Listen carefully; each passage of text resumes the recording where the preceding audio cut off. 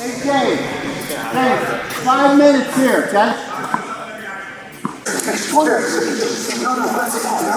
Hurry up. Yes, remember we're a team, and we're going to do this as a team from now until the end of the show. It's really funny. I have a clay court business, and I was contracted to do these courts. I was over here one day, and they were having trouble with their courts, so the general manager at that time came out and talked to me and liked the conversation. He says, hey, we're looking for the director of tennis. Why don't you come by and interview? At that time, the country club across the street, they pretty much were the place to play tennis. Boar's Head was kind of you joined the Boar's Head to get on the waiting list to Farmington. And I really didn't like that. I thought that was weird. So my main goal then was to flip that. We developed a very strong junior tennis program that started to attract young players. And then as a result, when you attract young players, you attract their parents. And then we just started doing an all-around program for adults and juniors, and at the same time getting really involved in junior tennis tournaments.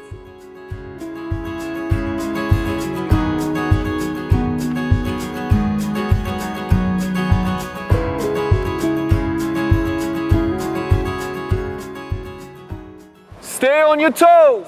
Nice and easy footwork. Make sure we're staying active. Go for consistency. There we go. Sideways into it. Charlie, push more forward. Don't lob every ball here. Now give yourself space again. Get there. Just bump it. Good. Here we go. Keep it going. Back pedal, Charlie, back pedal. When I finished at Ohio State playing, I basically was making the choice of, do you want to go and play a little bit? I had someone who was willing to support me on that end. And then I also had someone who was like, hey, I have a pro team full of my ex-teammates that were all playing number 1 and 2 in the lineups. And he was like, I think you're a great leader. I think you should be coaching this team rather than try and be on the team. My dad turned out to be a tennis coach. At some point, he ran his own little tennis academy. So ever since I was 13, 14, I would always help out with the 5, 6, 7-year-olds. When I was 15, 16, I would help out with the 10, 11-year-olds. So always the kids that were a little bit younger than me. And luckily, because I was a good player, they would respect me enough to help out. So I started coaching at a very young age.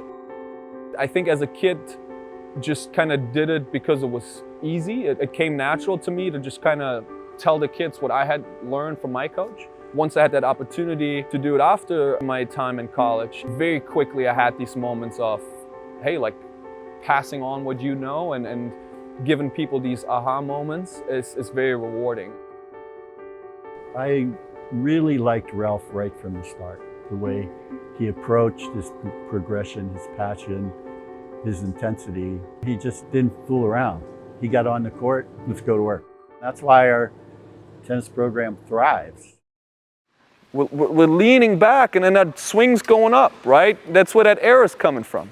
Push your body through. Be strong there, okay? Tennis is secondary. It's more about doing the right things in general, being on time, being respectful, that all my players, when they come on the court, say hello. When they leave, they say goodbye. On the tennis court, you play by yourself, but no one's going to get good by themselves. You need your team, you need the community, putting life lessons first, and just making sure that we're pros, and me especially as the director, we're respectful and we're leading by example, doing the right things. Hopefully all our players are not just good tennis players, but they're good kids, they're good people, they're respectful to everybody who works at this facility. Professors and all their future bosses are like, hey, these are standout kids because they just have these manners and that work ethic that takes them places. I'm big on encouraging of, you want to get better, you got to drive the train, right? I want you to ask me questions. I want you to ask me, what can you do before? What can you do afterwards? It's not just hey, like, what can we do the next 60 minutes to get the time go by?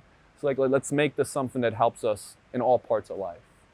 It's all about life lessons. I mean, as a coach, that's your responsibility to control a player's behavior, how he handles a mistake, how he handles a great shot, how he wins, and most importantly, how he loses. With kids trying to develop and the pressure, it's tough. So that's where coaches need to be strong.